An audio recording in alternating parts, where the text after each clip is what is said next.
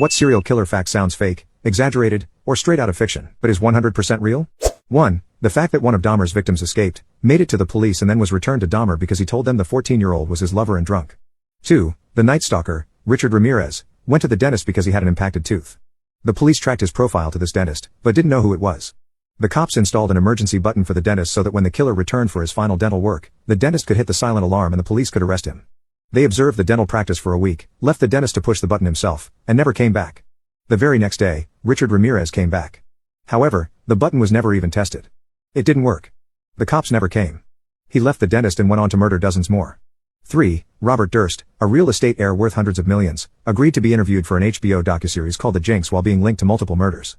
In the final episode, he forgot his mic was still on, went to the bathroom, and muttered to himself, "What the hell did I do?" Killed them all, of course. He was arrested the morning the episode aired. 4. Russian serial killer Andrei Chikatilo was under suspicion of a number of killings, but his blood type was type A, tested by blood draw, and the blood type found with the victims, from semen, was type AB, so authorities discarded him as the perpetrator. Chikatilo had a rare, at the time unknown, genetic condition that caused this difference. By the time he was brought to trial, he had killed over 50 women and children. 5. Ted Bundy escaped jail, twice. 6. When a female employee at a trucking company expressed her fear of becoming a victim of the infamous Yorkshire Ripper if she walked home alone, her male colleague offered to give her a lift, and she arrived home safe and sound. The colleague was Peter Sutcliffe.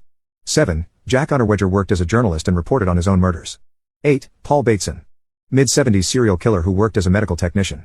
When William Friedkin made the film version of The Exorcist, he wanted to use real medical technicians, not actors, in the hospital scenes where Regan is undergoing an angiography.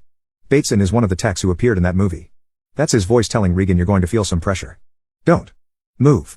Making it even stranger, Bateson's serial killing spree, targeting gay men during the mid-1970s, was partial inspiration for the controversial 1980 film Cruising, which was directed by William Friedkin.